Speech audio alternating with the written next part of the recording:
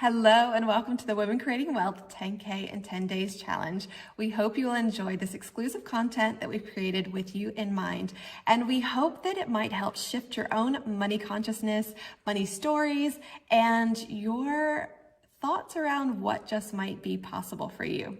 So we invite you to come along, and if you would like to help us with our own 10K in 10 Days challenge, we would love if you would shop amongst our services and our products. We have memberships for enjoying family photo sessions and family art. Every once in a while, we have a few mini session events that are available to the public, and we have a beautiful guided self-love meditation and a gorgeous, warming, comfy chamomile and cinnamon tea that you can pair with your self-love meditation. So enjoy having a look around, enjoy shopping and treating yourself, and we hope you enjoy this episode. Hi everyone, this is Ariana from Wealth Photography, and I'm joined with the amazing Rebecca Lima for our Women Creating Wealth 10K in 10 Days challenge. So part of the challenge is bringing amazing interviews from other women who are shifting their money mindsets, changing the landscape of wealth creation around the world, and inviting others to do the same. So I'm joined by Rebecca, whose name I've heard over and over again, so I had to reach out to her. And she has an incredible story that I'm excited to hear her share. But first, I'll just say that she's a business coach who focuses on streamlining and simplifying. And as an entrepreneur myself, I can understand that we crowd ourselves and we overcomplicate things. And I feel like this is a money block in itself. I'm wondering if you feel the same, like just overcomplicating and not getting straight to it. Absolutely. It's like one of the biggest forms of self-sabotage. Absolutely. Well, before we go into where you are now, I would love to start with your story, because I know that you said you went from sleeping in your car to now helping entrepreneurs make millions of dollars. So can you just tell me what happened in order to create that shift for you? Sure. So I have to start before sleeping in my car, because there is an identity shift that happens. So when I was about 6 years old, and you're going to hear from my accent, I'm from Brazil. Yeah. So when I was about 6, my family ended up homeless. Our house was a very simple house. And we were poor by third world standards, not by US standards, right? So there was no food stamps, there wasn't any government assistance. We were poor. And I always like to clarify that, because there's a different level of poverty that most people don't see, right? So when I was about 6, my family ended up homeless because our house wasn't structurally sound, and it was built too close to a train, where a train was being built, the train tracks, right? And I like to say that because the identity of being homeless at 6 and then being homeless again at 20, right? It was something that was within me that I brought to a reality again many years later, and something that had to shift in order for me to do what I do now. Yeah. So what happened, moved to the US, our family could now have cereal, which was something like my dream as a 6-year-old was to eat Frosted Flakes with strawberry. Because it was like an extra, so I remember going to Family Dollar and then buying Frosted Flakes strawberries. I'm like, wow, we get to have this now. This is so amazing. And now my kids can have all the Frosted Flakes strawberries they could possibly want. So I was married, and it was a very toxic relationship. And I left, and I didn't have a support system. So I slept in my car. So that shift happened, and I promised myself that I was never going to be that broke or broken again. That was really, really rock bottom for me. I remember going to work that whole week wearing the same clothes. People were talking, as people talk. I mean, there was this girl wearing the same clothes over and over again. And someone took me in, and she helped me, and I'm actually really, really thankful for her. So yeah, that was how I ended up sleeping in my car. Wow. And so you made that decision, which I feel like is one of the most important things for any shift or change that we want to make, is first deciding. And what happened from there? Did you go, I need to work on my money mindset? Was it more just personal growth and development? Where did you go from there to be able to change your reality? So from there, I got tired of my own BS, right? I got tired of my own BS.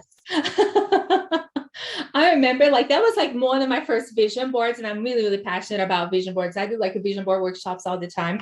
So I remember writing, yeah. Oh my gosh, you have to be part of my vision board workshop. I have one, like people's stuff coming true like so fast. It's so crazy. I have to tell you all about it. But anyways, so I remember just sitting there and writing like all the things that I want for my life while I was sleeping in my car. And I remember like, this is not who I want to be, right? Like this is not who I want to be. And I got tired of my own BS and being a victim of my situation. Yeah. And I'm like, enough is enough. And then I remember just showing up for my own life. And just the way that I showed up for my own life was different. I was no longer going to be like a passive participant of my life. Ooh. Right. So I became, and I get like goosebumps and really emotional every time I talk about this, because I was like, this is it. I'm going to be an active participant of my life. I'm going to be the hero of this freaking story. You know? And it wasn't anything that changed. It wasn't like I changed jobs or anything that really changed in my life. It was the energy that I started showing up. And I realized that nobody was going to come and save me. Yes. And it had to come from me. And I had to change. And I had to become this different person in order for me to get different results. And through this like little tiny shifts of little things, it started happening. And then I started saying yes to myself and started saying yes to chances and saying yes to people and saying yes to opportunities. And then now I get to say yes to clients and they get to say yes to themselves. And then we get to say yes to millions of dollars. I love that. And so you went from those leaps, and where did the leap happen between maybe working for someone else to having your own business to where you help clients and you have clients of your own? Yes. So the leap happened when we moved cross country. So almost cross country. We moved and I had this amazing career. We already had 2 children and we moved and we started from scratch. And I said, you know what? This is the time. So funny enough, I started my business when I hired a marriage coach. So yeah, I know. It's like those, like saying little yeses to yourself, right? So I hired a marriage coach. And because I felt like I was stuck in my marriage and I was stuck in my careers and my husband wanted to move and I felt like I was stable, but I wasn't really happy. And I wasn't happy, but I was told that I had it as good as you would ever get as a mom. Right? You had as good as you ever get. You have 2 children. Why can't you just be happy like this? You know? And then we moved, and by hiring this coach, I realized, so my marriage improved, and I realized that, you know what, like, I'm going to say yes to myself. Like, I'm going to go and I'm going to do this. So I've always been in finances. I have a degree in business. And I became, like saying yes to myself meant that I was going to become a money coach because money just became easy for me. I was too scared to become a business coach, too scared. So I became a money coach and it was easy. I created budgets. I helped people get out of debt and we created business plans and it was okay. And then one of my clients who actually worked with me in my old career, she said, stop coaching me on money and stop coaching me on my life. In that meantime, when people talk to you about money, they open the floodgates of like the whole lives and marriage and relationships. So I became certified through Tony Robbins' program. And because I love him, the man is amazing. And she's like, can you just stop coaching me in my life? Just coach me in my business. So she is the one who like made me a business coach. And she's still one of my clients. And she's on her way to $1 million a year. Yes, I know. She's going to hear this and she's going to be like, I'm so glad you talked about me. So she's the one who made me a business coach. And then, yeah. So now it's been like hundreds of clients, millions of dollars, and amazing things have been happening. That's amazing. And I want to actually touch on something that you said there around people asking, why can't you just be happy? And can you talk about the fact that there is a difference between settling happiness and knowing that you're worthy of more and you're going to go after that type of happiness? Absolutely. So why can't you just be happy? It's just settling by other people's standards, right? Happiness for you looks like what's different for me. It's like your style and my style. What looks amazing on you can look completely different on me. And that's the same thing. I'm like super passionate about this because business is not one size fits all. Yes. My business model makes amazing sense for me. It makes no sense to you whatsoever. All of my clients have completely different business model. And I always say there is a ceiling to cookie cutter, right? Business is not one size fits all. It's kind of like me walking into your closet and trying to fit your clothes. Yeah. Even if I'm your size, your style, right? Everything's just so different. So everybody was projecting their own thing on me because I had it as good as I would have it as a mom. I was happy by their standards. It wasn't lighting my soul on fire. It wasn't making me happy. It wasn't making me feel. I was really settling for my own standards. Yes, that's fine. I'm sorry, my dog, he never barks and he's like a barker today. Out of all days, he decides to go bark crazy. Ash, be quiet, please. I'm on a podcast. Be respectful. Wealthy women have dogs too, right? And his name is Cash, so he's totally on brand. I love it. I love it. Well, I would like to ask you why. I'm assuming that a lot of the business owners you work with are women. And I'm curious to know from your perspective, why you feel it's important for women specifically to be in wealth creation mode and to have their own wealth and grow that. I think that we just need to change the script. We just need to change the script for our daughters. We need to change the way that wealth has been, my grandmother, it was in her generation that we started voting. I remember that she was judged for working outside of the house, right? For my mother, the gap in wage, it still wasn't met. For my generation, that's when we're meeting the gap. It's up to us, not even to level up the playing field, but to really own the wealth. I feel like when women make money, we make the world a better place. We are nurturers by nature, right? We feel like it's not all about us. And I feel, and that can be a little bit sexist. I have a son, I have a daughter, and my son, he walks around the house and he doesn't really care if anybody needs a glass of water. But my daughter, when he goes to the kitchen, she's like, Mom, do you need anything? She's just such a nurturer by nature. And I feel like as women, when we make more money, we are making sure that our communities are better, that our schools are better, that our families are taken care of, and we just make our world a better place. Yeah, I agree. I felt so much of that when I was reading Rachel Rodgers' book, We Should All Be Millionaires. And that was what inspired this whole challenge that I'm bringing out into the world. And hopefully it will create a positive ripple effect of people questioning their money stories and being open to thinking about money differently. And I'm curious for you if you could share maybe one big change, whether it's a thought, a belief that you had that you recognized within yourself needed to change for everything else to change. What would that be? What would that shift be? Absolutely. So as a Brazilian, when I look around and I saw entrepreneurs, I never saw someone who looked like me or who sounded like me making a lot of money. And when I looked at my daughter, my little Julia, I wanted to be that person for her.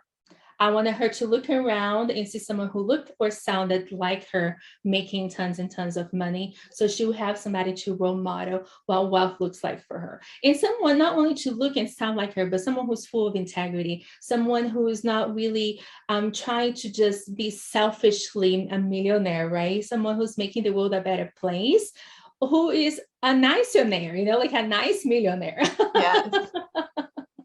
And I really wanted little girls who maybe don't sound like everybody else, who don't look like everybody else, to see someone who's representing them and who want more for themselves. Because it's easy to settle when there is no one who looks or sounds like you, not making it big. It's easy for you to settle into other people's, again, going back to your question, perception of what happiness is. You have as good as you have it. Well, you might believe into that when you don't see anyone else who sounds or looks like you, who comes from a similar background, who comes from a similar trauma or maybe chaotic situation as you, making it. It's easy for you to buy into that, especially if you're not into the self-development world.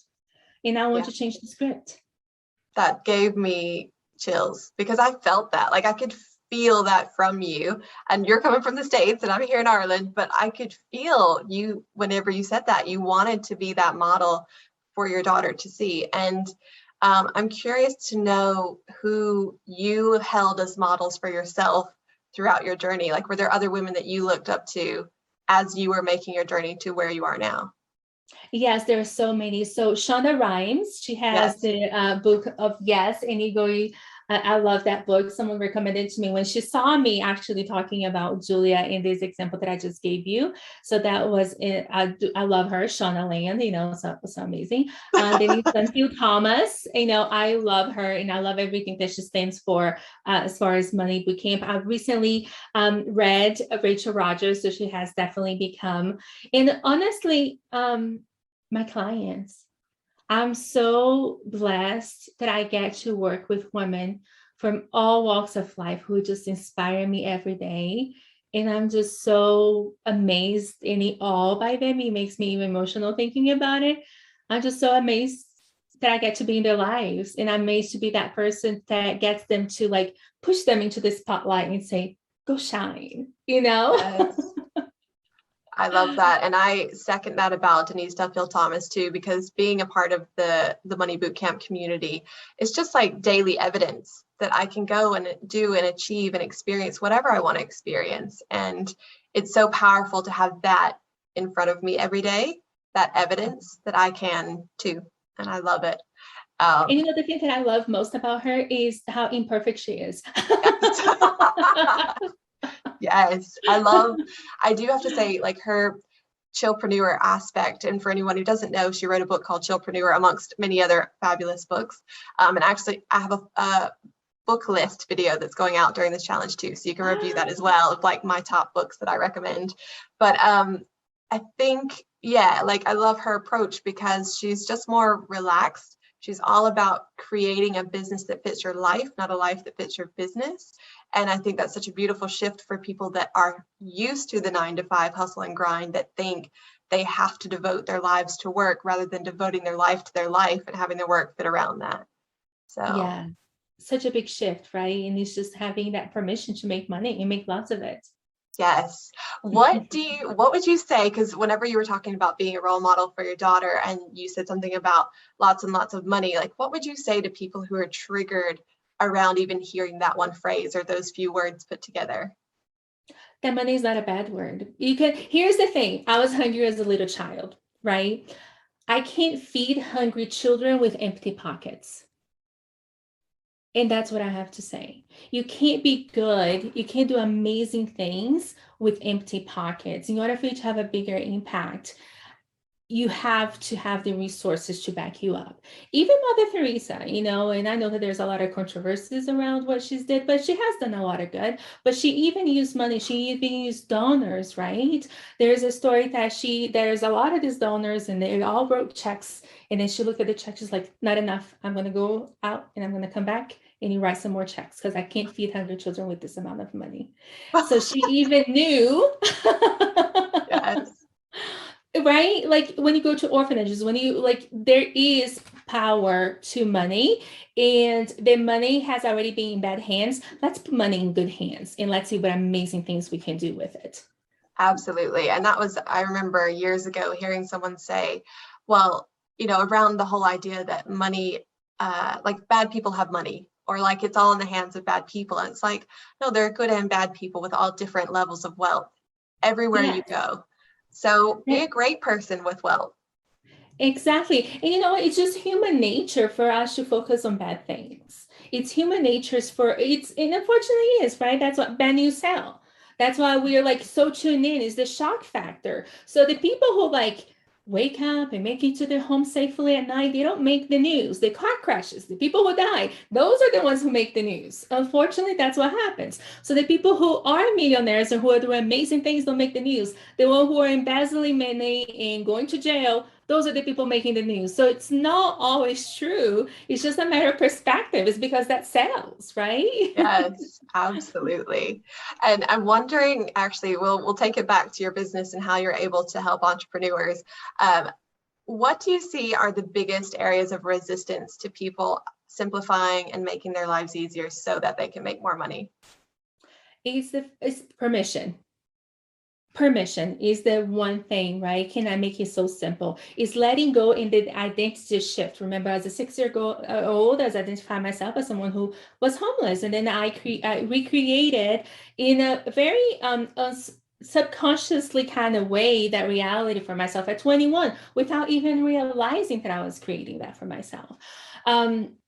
And I had to shift that personality. Otherwise, I was going to be recreating that over and over again. That's why people in bad jobs, they go from bad job to bad job, in bad relationship to bad relationship, right? Because it takes their identity shift. So the identity shift of a hard worker, they leave corporate to stop the hard worker, but they don't really shift the identity of hard worker. So they end up, instead of creating a business, they create another job for themselves. Yes. They create another 9 to 5, and they put all of these hard things into place to really prove to the world that they're working hard, and they're working that 9 to 5, and they're pulling in all-nighters, right? Because so the permission is the thing, that like permission, letting it be easy. Letting it be easy and not having to work so hard for their money, and let money work for them, right? So if there's one thing, is the permission. Definitely. That's powerful. I love that. Are there any wealth or success habits that you swear by, that you implement in your own life, that you'd like to share? Oh, there's so many. Share away. There are so many. Okay, so first of all, money anchors. I love like money anchors. You're gonna see money anchors everywhere. So just yesterday was my birthday. Ooh, happy belated birthday. And then I have these golden flowers that I got. So the golden roses. So, and it says the million roses because I'm anchoring in like $1 million.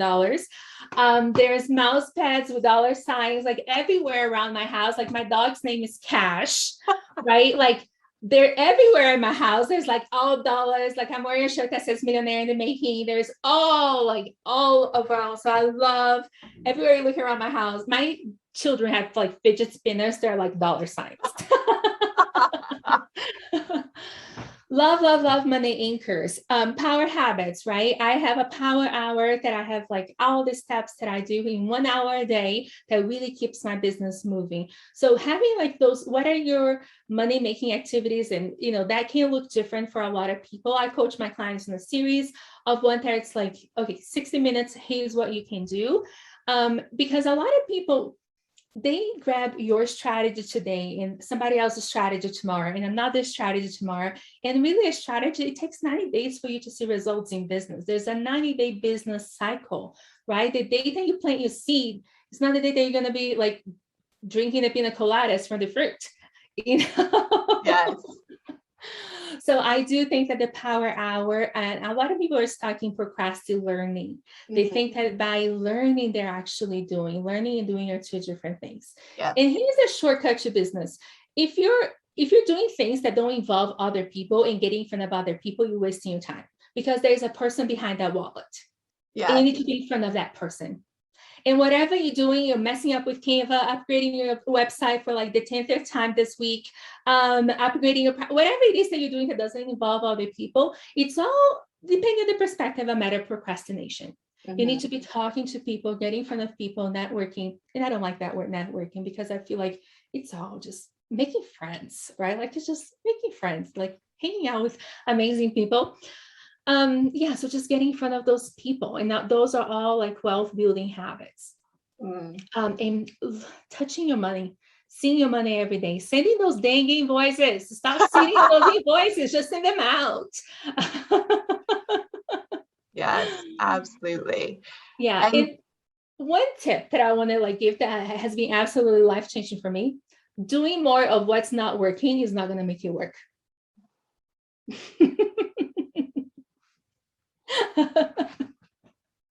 Right? That's a big one. It's like, it's simple, which I know you're the queen of, but that's powerful. Like I felt that like a punch. Like, why are you still doing the same things that weren't working before? Like, yeah, it's doing more of what's not working is not going to make it work. Stop, move on, right? Upgrade, up level, change something. And I have a question around, like, when you're helping your clients, we all know that decluttering is a big part of energetic processes, bringing more money in. So do you go through like business decluttering with clients? Yes, my clients are not selling 1,000 different things because most millionaires are not doing 1,000 different things. They're selling one thing 1,000 different times. They're selling one thing 1,000 different times until that thing becomes amazing. I sell the same thing today that I sold 4 years ago when I started my business. Yes. Same thing. You can either buy that in a one-on-one package, or you can buy that into my signature program, right? My group coaching. It's the same thing. I sell the same thing. And guess what? By doing it for 4 years and with 100 plus different people, I got really, really good at it. And I can get results a lot faster, right? Because I'm not reinventing the wheel. I can do it with my eyes closed. So my clients, they have one signature offer that they sell over and over again. Now I do have a few clients that they're queen of creativity. They just love creating new stuff, but they're all in alignment with their business. They're all known for something, right? Either it's messaging, either it's money mindset, whatever it is, it's all in alignment. So most millionaires are known to sell that one thing. It's not reinventing the wheel. It's not like 1,000 different things. So business declutter is a major one. You don't need a million softwares. You just need one that works, right? Yes. You don't need a 15 pages website. Nobody cares. You need a simple one that sells.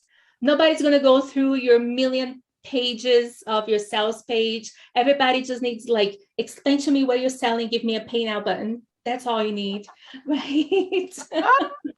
I love that, because I'm a very direct person. And this is something that concerns me as an entrepreneur is I'm very direct. And yet sometimes I wonder, am I still going to speak to people in a way that serves them? Like sometimes I feel like some people want more. And so I struggle with that personally of like, do I give people lots more and the information, or do I just go straight in and like, here's what it is? So let me tell you the only thing, because like you, I'm a very direct and I'm very simple. Let's just keep it easy. Let's move along with our lives. We have things to do. The only thing that you might be lacking is the emotional connection, because people don't buy based on logic. They buy based on emotions, right? Yes. Let's be honest. Everybody in Disney shouldn't be in Disney right now. It's a fact. Most people are putting Disney on their credit card, and Disney's going to follow them home by the time they come home. It's probably going to be still on their credit card by next Christmas. Because they've made an emotional decision. They value Disney, right? They made that emotional connection. So you have to make sure that you're connecting with your people in an emotional way. And sometimes going direct to the point, we can bypass that emotional connection. So that's the only thing that you need to just make mindful of. If you're like too direct, you can bypass that and meet some people along the way. Yeah. Do you have any other tips or last words when it comes to wealth creation or thoughts around wealth creation and women becoming more and more wealthy? I want you to have more money than sense. That's all that I want for all of you listening. Just have more money than sense. Have money to like invest in your children's school, your children's education. Have money to invest in foster kids like I do, so they don't have to carry their stuff in trash bags anymore, and they can have like a decent bag. So you're not giving them a bag, you're giving them hope, right? Because at the end of the day, I'm not selling what I'm selling. You're not selling what we're selling. We're all just selling hope. Whether you're selling a car, you're selling hope that somebody can get from point A to point B without breaking down. You're selling a house, you're selling a hope for a happy family. If you're selling Disney, you're selling a hope of memories. Everybody's just selling hope of better day, better business. And that's all we have to keep in mind. We're all selling hope. So let's have more money than sense so we can all do the things that matter to us and have an amazing fun. Have pina coladas on the beach. Like, why not? Why can't we just have it all? Let's just have it all. I love that. Well, and as part of this, I want to make sure that we're supporting other, causes as well. So I'd like to ask what causes are near and dear to your heart. I know you mentioned it a little bit there, but if you just want to expand.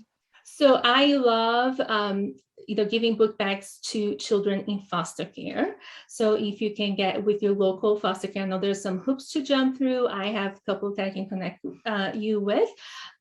Bethany Christian Services is one that I do support. So we give them book bags, and their caretakers, they take it to kids in crisis. So that way, when the kids are leaving that crisis situation, they have a book bag, and we put a book bag, we put a stuffy, we put a blanket, a book, and a little journal so they can write notes. So we keep it, we're giving them hope in that situation of crisis.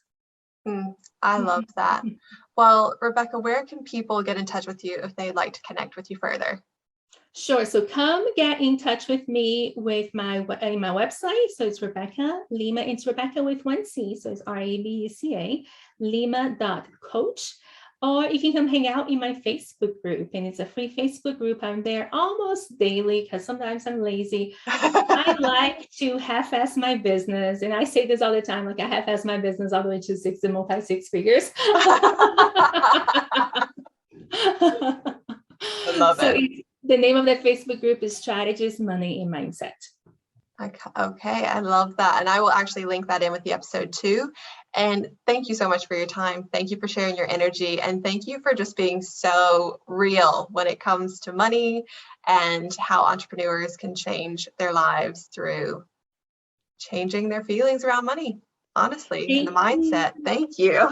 I appreciate the opportunity, and thank you for inspiring so many and opening this platform for this amazing cause. I hope that you too have more money than sense. Thank you so much.